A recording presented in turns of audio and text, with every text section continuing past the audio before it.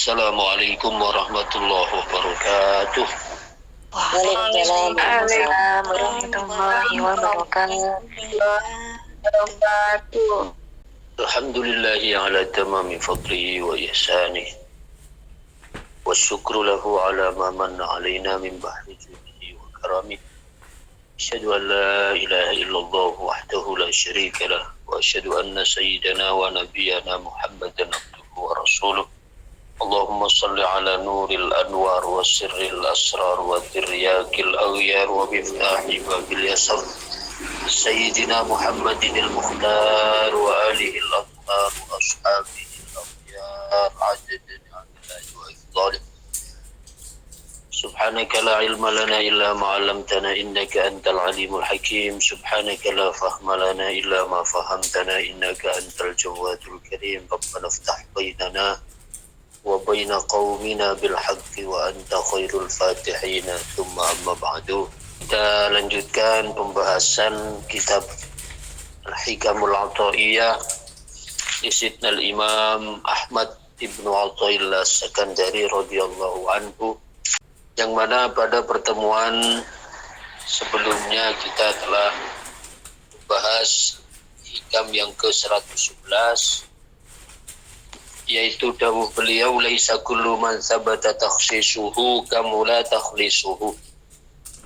Tidak semua orang yang oleh Allah diberikan kekhususan dengan memiliki keramat-keramat atau dengan memiliki kehebatan-kehebatan, kenyelenehan-kenyelenehan, itu tidak semuanya oleh Allah Subhanahu wa ta'ala diberikan kesempurnaan di dalam pembebasan, yaitu terbebasnya dari belenggu-belenggu hawa nafsu.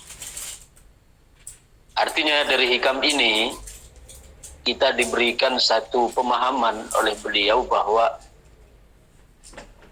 timbulnya hal-hal yang nyeleneh atau timbulnya hal-hal yang luar biasa pada diri seseorang itu tidak menjadi standar baku bahwa orang tersebut itu adalah orang yang mulia. Karena terkadang ada, bahkan banyak orang yang secara fisik atau yang kita saksikan memiliki banyak keistimewaan, dalam arti punya kehebatan-kehebatan, kelebihan, bisa berjalan di atas air, bisa terbang, bisa makan beling, ya, kemudian bisa mengetahui isi hati orang dan sebagainya. Itu kan suatu kelebihan, tapi justru di sisi lain dia tidak diberikan oleh Allah kebebasan hatinya dari sifat-sifat yang tercela. Karena dari sifat-sifat yang tercela itu seperti ujub, riya, dengki, sombong dan sebagainya, itu ya adalah sesuatu yang istimewa yang oleh Allah dianugerahkan kepada seorang hamba. Jadi sebenarnya yang lebih istimewa itu adalah orang yang apabila hatinya oleh Allah diberikan anugerah itu, yaitu anugerah dibebaskan dari belenggu-belenggu hawa nafsu, dia dengki, ujub, sombong dan sebagainya. Ya, sedangkan kalau hanya sekedar diberikan kelebihan di dalam dia dapat bicara dapat berjalan di atas air, dapat tahan bacok dan sebagainya, itu bukanlah standar yang baku yang bisa kita jadikan sebagai acuan bahwa orang tersebut adalah orang yang mulia di sisi Allah. Oke.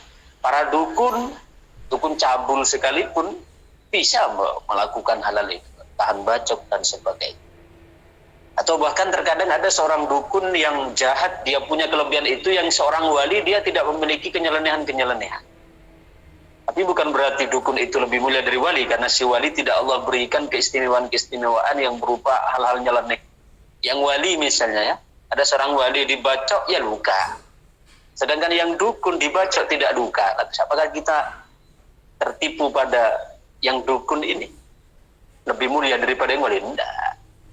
Jadi justru yang menjadi acuannya adalah mana dari orang tersebut yang oleh Allah diberikan kebebasan hatinya dari penyakit-penyakit hati, walaupun secara zahir dia tidak memiliki keanehan-keanehan seperti yang kita bayangkan.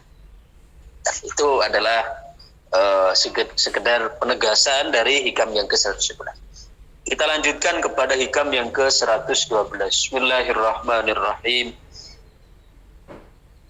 La yastahkirul wirda illa jahul. Al-waridu yujadu fid daril akhirah. Wal wirdu yantawi bintiwa'i hadhihi dar. Wa awla ma yu'tana bihi ma la yukhlafu wujuduh. Al-wirdu huwa talibuhu minka wal waridu anta tatlubuhu minhu. Wa aina ma huwa talibuhu minka mimma huwa matlabuka minhu. La yastahkiru, orang ngintengake. La yastahkiru, orang remehake, bisa. Tidaklah merendahkan, tidaklah meremehkan. Al-wirda ing wirid. Sopo illa jahulun, angin wong kang bodoh. Sopo illa jahulun, angin wong kang ake bodohe. Tidaklah merendahkan, tidaklah menghinakan, tidaklah meremehkan wirid, kecuali orang-orang yang teramat bodoh. Bukan sekedar jahlun, tapi jahulun. Jahulun itu artinya orang, kalau jahlun orang bodoh, tapi kalau jahulun orang kang banget bodoh nih. Al-waridu utawi warid. Warid yakni perkara kang kelaku. Yujadu ono apa warid fid daril akhirati ing dalem negeri akhirat. Wal wirdu lan utawi wirid iku yantawi terlipat bintiwa ihadhihi dar kelawan dilipati iki negeri, yakni negeri dunya. Wa aula ma utawi luwih utama-utamane perkara yuk tanah kang tin perhatiake bihi apa bihimma. Ulangi. Wa ulama utawi luwi utama-utamane perkara yuk tanah kang tin perhatiake bihi kelawan barang apa ma perkara la yukhlafu kang ora tin tinggal apa wujuduhu ananimma. Al wirdu utawi wirid huwa utawi wirid iku talibuhu kang nyupri apa wirid mingka saking sira wal waridu lan utawi warid anta ya sira iku tatlubuhu kang nyupri sapa sirahu ing warid minhu saking Allah. Wa aina malan endi perkara huwa kang utawi ma talibuhu nyupri sapa Allah mingka saking sira mimma saking perkara huwa kang utawi Allah iku matlabuka nyupri sapa Allah ing sira minhu saking wirid. Bismillahirrahmanirrahim. Kita sekarang sudah beralih kepada pembahasan wirid. Jadi terutama seorang penuntut ilmu itu menuntut ilmunya belum dikatakan sempurna kecuali jika kita sebagai penuntut ilmu itu sudah memiliki wirid. Apa itu wirid? Yakni zikir-zikir yang kita dawamkan. Zikir-zikir yang kita istiqomahkan. Ya. Pagi, petang. Ya. Pokoknya kita harus punya wirid, punya zikir yang kita langgengkan. Terutama zikir itu adalah zikir yang kita dapatkan dari guru. Jadi guru, ya terutama dalam tasawuf, itu nanti seorang guru akan memberikan wirid kepada kita. Yang harus kita dawamkan, yang harus kita istiqomahkan. Contoh, pagi, petang, ada zikirnya. Pagi, petang, ada zikir habis subuh, ya, pagi, kemudian habis asar atau habis maghrib, kemudian sebelum tidur, ya. Biasanya ya zikir atau wirid yang diberikan oleh guru itu bervariasi, tergantung ijazah yang diberikan. Biasanya Ya, kalau yang saya dapatkan dari guru saya dalam thariqah Syattoriyah Akmaliyah, itu setelah subuh dan setelah asar itu zikir pagi petangnya itu syahadat, kemudian raditu billahi robba, rabbi sidil manafi'a, terus tasbih subhanallah wa makhluk, terus sayyidul istighfar, itu semua digabung ya. Dibaca sekitar 15 menit. Kemudian di dalam thariqah Syadziliyah Darqawiyah yang saya dapatkan juga itu ada kul huwallahu ahad, qul a'udzu birabbin nas, ayat kursi, kemudian hizib bahr ya, dan seterusnya. Sebelum tidur al-muluk, habis maghrib al-waqi'ah, kemudian habis subuh yasin, dan seterusnya. Itu adalah wirid yang kita istiqomahkan. Artinya seorang thalibul ilmi, seorang penuntut ilmu itu harus memiliki wirid yang istiqomah, yang kontinu, sebagai sebagai pegangan. Maka di sini beliau menyampaikan la yastahkirul wirda illa jahul. Tidaklah meremehkan suatu wirid kecuali orang-orang yang sangat bodoh. Karena wirid itu merupakan sambungan. Ya, merupakan sambungan seorang hamba dengan Tuhannya. Jadi yang menjadikan seorang hamba terhubung dengan Tuhannya adalah melalui tali wirid itu. Berarti tidaklah orang meremehkan wirid ini kecuali orang bodoh. Kenapa disebut bodoh? Karena hanya orang bodoh yang menganggap bahwa hubungan dengan Allah itu sesuatu yang tidak penting. Maka la yastahkirul wirda illa jahul. Maka kita hendaknya muhafazah, ya.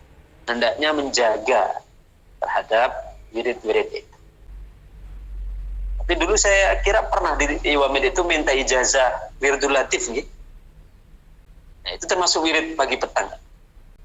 Wirdul latif sama rotibul haddad kalau tidak salah, atau rotibul atas. Tapi sudah beberapa tahun yang lalu itu. Jadi diistiqomahkan. Intinya karena di sini beliau Syekh Ahmad Ibn Athaillah menyatakan la yastahkirul wirda illa jam. Tidaklah meremehkan, menggampangkan, mengentengkan wirid kecuali orang-orang bodoh. Karena dengan kita memiliki wirid itu sebenarnya melatih diri sekaligus mendidik nafsu supaya tidak menjadi nafsu yang pemalas, sehingga memiliki kecenderungan untuk disiplin waktu ya. Sehingga mau tidak mau kita karena memiliki tanggung jawab untuk menyelesaikan wirid, kita habis subuh bisa ya harus duduk dulu mau tidak mau. Sedangkan kalau kita ingin kehendak nafsu habis subuh, apalagi dingin-dingin seperti sekarang, enaknya kan tarik selimut lagi, habis salam langsung kita tarik selimut lanjutkan tidur. Itu kan kalau ikut selera. Tapi karena kita di sini punya wirid yang harus kita selesaikan, maka di situ ada nilai mujahadahnya juga. Yakni kita ada melawan hawa nafsu, itu yang dia ngajak tidur, dia ngajak ya untuk tarik selimut, maka kita lawan karena kita punya wirid yang harus kita selesaikan. Sehingga di situ secara tidak langsung sebenarnya juga mendidik kita untuk menjadi orang yang disiplin waktu. Jadi tidaklah orang merendahkan, meremehkan, menggampangkan wirid itu kecuali orang-orang yang sangat bodoh. Karena kenapa disebut bodoh? Karena tadi rumusnya. Karena wirid itu adalah tali penghubung hamba dengan Allah. Tali yang menghubungkan antara seorang hamba dengan Allah.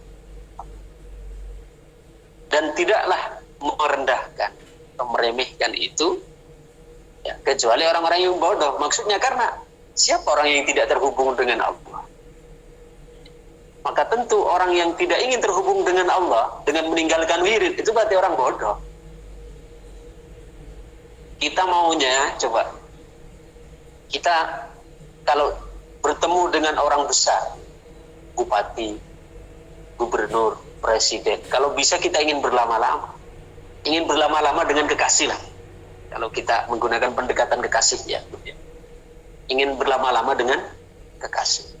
Nah ini diberi wirid itu sebagai tali untuk bertemu dengan kekasih, untuk bercengkrama dengan kekasih. Kok malah direndahkan, malah diremehkan, itu kan orang bodoh. Sedangkan seorang pecinta itu ingin berlama-lama bahkan dengan kekasih. Maka tidaklah merendahkan, meremehkan wirid kecuali orang yang bodoh. Al-waridu yujadu fid daril akhirah. Yang namanya warid, apa warid? Wa huwa ma yaridu ala batinil abdi minal ma'arifir rabbaniyah. Warid, kalau wirid itu perbuatannya. Tadi kita melazimkan maksurat, kita melazimkan tiap hari yasin. Tapi yang penting ijazahnya loh, gitu. Jangan kita ngarang-ngarang sendiri. Gitu. Karena ijazah itu pentingnya adalah memberikan nur di dalam apa yang kita amalkan. Kalau kita hanya ya enggak apa-apa loh, saya tiap pagi baca yasin misalnya. Itu kan baca yasin baik, tapi itu buah pikir kita sendiri tanpa petunjuk seorang guru. Kalau kita berbicaranya sekedar untuk pahala, ya baca yasin baik, monggo. Cuma kalau kita ingin mendapatkan nur dari apa yang kita baca, cahaya dari apa yang kita baca, artinya cahaya itu dari apa yang kita baca, yang kita wiridkan, itu memiliki efek kepada hati kita, membersihkan sifat-sifat buruk dari hati kita, mengusir bisikan-bisikan buruk dari jiwa kita, menumbuhkan cahaya sehingga kita menjadi orang yang lebih baik, lebih berakhlak, lebih beradab. Maka itu untuk mendapatkan cahaya itu dari zikir harus didapatkan dari ijazah seorang guru. Jadi kita di sini tidak berbicarakan bacain walaupun tidak punya ijazah dari guru. Betul, kalau kita hanya berbicara baik atau tidak baik, ya baik kok. Baca yasin kapan saja ya baik. Baca maksurat tanpa guru pun ya namanya zikir ya sekedar untuk cari pahala ya baik. Cuma untuk mendapatkan nur, untuk mendapatkan cahaya dari apa yang kita baca. Cahaya di sini jangan diartikan langsung kita kebal sakti, bukan. Artinya kita ingin mendapatkan rahasia-rahasia kita terpancar dari hati kita, dari membaca itu terpancar hikmah, terpancar nur, terpancar akhlak yang baik, terpancar sifat-sifat yang baik, terhilangkan sifat-sifat yang buruk. Itu maknanya nur. Maka itu harus kita dapatkan zikir tersebut dari seorang guru. Harus kita dapatkan dari seorang guru. Al-waridu wa huwa ma yaridu ala batinil abdi. Warid itu adalah sesuatu yang datang ke dalam, yang nyelonong ke dalam batin seorang hamba. Minal ma'arifir rabbaniyah wal lataifir ruhaniyah. Yaitu dari pengetahuan-pengetahuan ketuhanan dan kelembutan-kelembutan rohani. Artinya warid itu sesuatu yang datang ke dalam hati. Apa yang datang itu? Yaitu ma'arifur rabbaniyah, pengetahuan-pengetahuan ketuhanan. Artinya Allah akan memberikan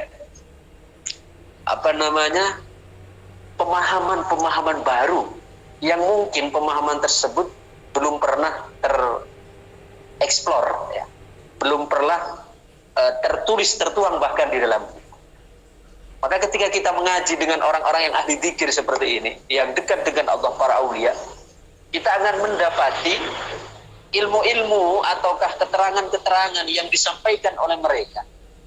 Itu bahkan nyaris belum pernah kita jumpai di kitab manapun. Nah, karena apa? Dari mana? Itu mereka dapatkan karena anwaruz zikr yang disebut dengan warid. Terutama ya, saya sering kali menjumpai guru-guru kami ketika menafsirkan hadis, menafsirkan Quran. Mungkin ayat tersebut atau penjelasan tentang ayat itu kita sudah sering kali mendengar, ya, sudah sering kali mendengar. Tapi ketika beliau yang menjelaskan itu nanti memberikan kita sentuhan baru, gitu. Seolah-olah memberikan penyegaran. Dan makna itu belum pernah kita temukan di mana-mana kita. Itu adalah karena Allah berikan kepada orang yang ahli zikir, sehingga Allah berikan orang yang ahli wirid, sehingga Allah beri yang namanya warid. Apa warid? Sesuatu yang datang ke dalam hati seorang hamba yang Allah berikan berupa al-ulum al-ilahiyah, ilmu-ilmu ketuhanan. Artinya ilmunya itu bukan sesuatu yang didapatkan di kitab, tapi ilmu itu langsung Allah hujamkan ke dalam hati dan disampaikan sehingga memberikan taksir, memberikan pengaruh yang lebih dahsyat. Memberikan pengaruh yang lebih dahsyat. Salah satu contoh. Di antaranya Imam Ibnu Ajibah. Imam Ibnu Ajibah itu salah seorang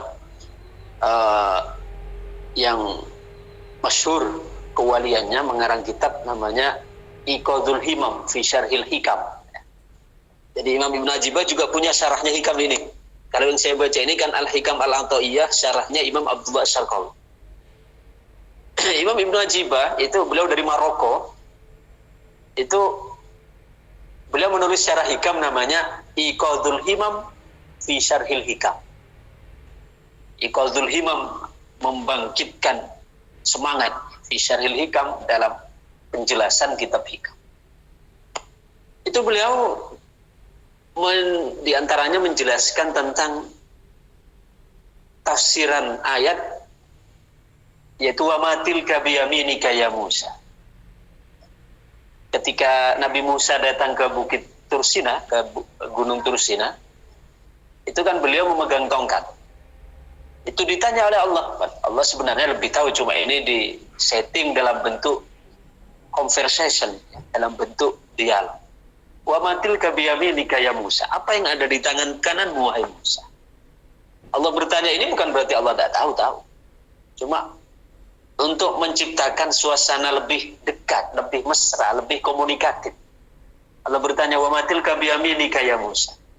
Apa yang kau pegang di tangan kananmu wahai Musa? Kata Nabi Musa, qala hiya asaya.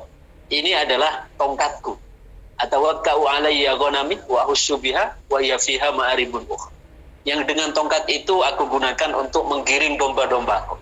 Dan aku jadikan untuk mengambil makanan dari domba-dombaku. Dan di samping itu masih memiliki wa hiya fiha ma'aribun ukhra. Masih memiliki fungsi-fungsi yang lain. Untuk tekan di kegelapan dan sebagainya. Kemudian kata Allah, qala alqiha. Lemparkan wahai Musa. Fa idza falamma alqaha fa idza hiya tahayyatun tas'a. Ketika dilemparkan, maka tiba-tiba sekonyong-konyong tongkat yang dilemparkan itu berubah menjadi ular yang besar. Maka Nabi Musa lari karena jadi ular kan, takut digigit. Qala khudha wa la takhaf. Ambillah wahai Musa, jangan takut. Sanu'iduha siratahal ula. Akan kami kembalikan kepada bentuk semula, yaitu menjadi tongkat. Nah, Imam Ibnu Ajibah, coba di balik kisah ini, di balik ayat ini, beliau diilhamkan oleh Allah. Ini masuk warid namanya.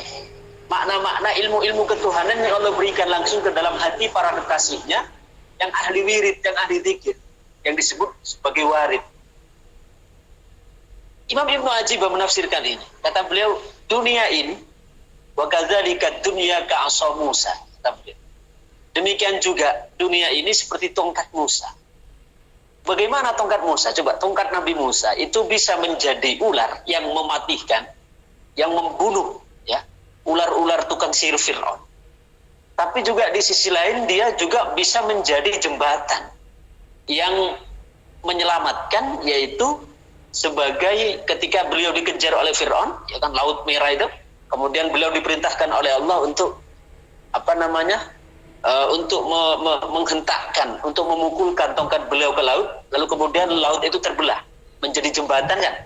Kemudian beliau menyeberang, ketika tentara Fir'aun melihat maka ada di belakangnya. Ketika Nabi Musa sudah menyeberang maka diperintahkan oleh Allah untuk memukulkan kembali tongkatnya dan berubah menjadi lautan, tenggelamlah Fir'aun. Imam Ibnu Ajibah uniknya di sini beliau, ya. Ini penafsiran yang unik sekali, yang tidak kita temukan di mana-mana tafsir. Kata beliau, demikian juga dunia ini. Dunia ini seperti tongkat Musa, kata beliau. Yaitu bisa dia menjadi jembatan yang menyelamatkan, dan bisa juga menjadi ular yang mematikan. Coba tongkat Nabi Musa itu. Ketika dalam keadaan bahaya Nabi Musa, ya, dipukulkan ke laut, laut terbelah jadi jalan, jadi jembatan. Menyelamatkan berarti kan. Tapi juga bisa berubah menjadi ular yang mematikan, yang memangsa, ya, ular-ular tukang sihir Fir'aun. Nah, artinya dunia, kata beliau, sama seperti ini. Dunia ini, ketika yang megang itu adalah orang yang fasik, orang yang tidak takut dengan Allah, maka dunia ini akan menjadi ular yang mematikan. Yaitu mematikan karena dia akan meracuni hati kita untuk hubbud dunia sehingga kita binasa. Tapi juga di sisi lain, ular dunia ini bisa seperti bisa menjadi jembatan, yaitu yang menyelamatkan. Jika dipegang oleh orang-orang soleh, maka dia akan menjadi jembatan, akan menjadi menyelamatkan nanti dalam kehidupan akhirat dan kehidupan dunia ini dia bisa selamat karena digunakan di jalan Allah. Nah, coba hal-hal seperti ini, pemahaman ini kan tidak pernah kita temukan di mana-mana kitab tafsir Al-Qurtubi, tafsir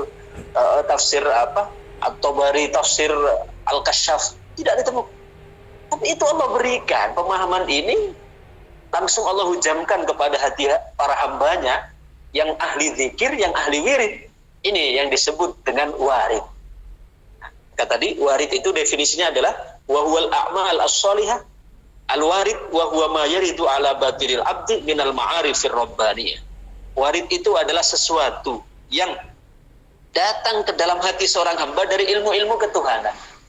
Ilmu-ilmu yang unik, ilmu-ilmu yang belum pernah terfikirkan pada orang lain.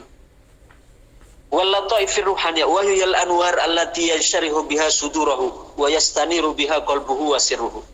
Yaitu cahaya yang menghujam di dalam dada seorang hamba, yang dengan cahaya tersebut menjadi lapang hati. Orang kalau ahli wirid, hatinya pun akan diberikan kelapangan Allah. Diberikan misalnya ujian, maka hatinya menjadi lapang. Itu adalah warid juga. Kemarin di tempat saya itu 2 hari 2 malam hujan, ada banjir, banyak rumah yang sampai tergenang dan sebagainya. Kayak tadi malam saya diundang salah satu pengajian di lokasi banjir itu. Sudah lama ngundangnya, saya kira mau dibatalkan karena kemarin malamnya itu banjir besar. Ya, saya membahas tentang banjir itu. Jadi semua, ketika kita memiliki hati yang lapang, maka semua yang terjadi itu menjadi kebaikan. Karena Allah tidaklah memberikan, tapi syaratnya harus beriman. Ketika yang menerima itu orang yang beriman, maka selalu akan menemukan sisi-sisi positif di dalam. Selalu akan mendapatkan sisi-sisi baik di dalam. Saya menekankan seperti yang sering saya sampaikan juga di Wamit, tentang arti syukur secara hakiki itu. Syukur itu bukan berarti kita tidak memiliki masalah hidup. Bukan berarti keadaan kita baik-baik saja, bukan. Tapi syukur itu artinya dengan kita menancapkan di dalam hati bahwa apapun yang terjadi itu selalu ada kebaikan di dalam. Artinya kita dapat menerima seperti ini, menerima apa yang Allah berikan, walaupun itu sebenarnya menjadikan kita harus berontak sebenarnya. Tidak ingin kita gini, tidak ingin kita repot, tidak ingin kita kehilangan ini, tidak ini. Tapi ketika kita meluaskan batin kita, meluaskan rohani kita, maka kita akan menemukan bahwa apa yang Allah berikan itu adalah yang terbaik. Tapi syaratnya itu yang menerima adalah orang mukmin. Ya. Jadi adanya kita hati menerima seperti itu juga warid namanya. Jadi bukan hanya terbatas pengetahuan ketuhanan saja, tapi hati yang lapang, hati yang jembar itu juga merupakan bagian dari warid. Wahiyal anwarul lati yansharihu biha suduruhu wa yastaniru biha qalbuhu wa sirruhu, sehingga menjadi bersinar hatinya dan sirnya. Sehingga dengan hati yang bersinar menjadi ramah dengan sesama, berakhlak mulia, menjadi menjadi orang-orang yang menunjukkan kepada Allah Subhanahu wa taala.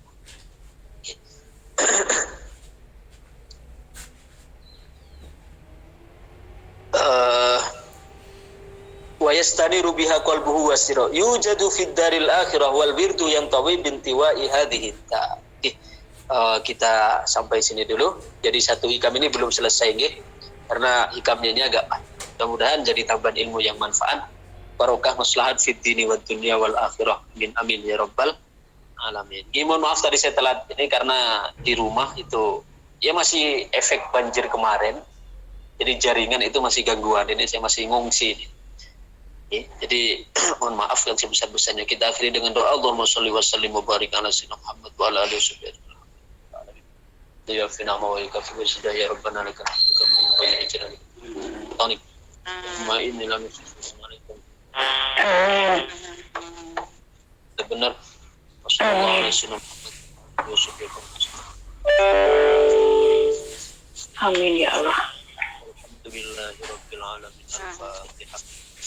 أعوذ بالله من الشيطان الرجيم بسم الله أعوذ بالله الرحمن من الرحيم الشيطان الرجيم بسم الله الرحمن الحمد لله الرحيم رب العالمين الحمد الرحمن لله رب الرحيم العالمين مالك يوم الدين الرحمن إياك الرحيم نعبد مالك وإياك يوم الدين نستعين إياك اهدنا نعبد الصراط وإياك المستقيم نستعين اهدنا صراط الصراط الذين أنعمت المستقيم عليهم صراط غير الذين المغضوب أنعمت عليهم عليهم ولا غير المغضوب عليهم ولا الضالين الضالين آمين يا رب Demikian. العالمين. Assalamualaikum warahmatullahi wabarakatuh. Waalaikumsalam. Waalaikumsalam warahmatullahi wabarakatuh.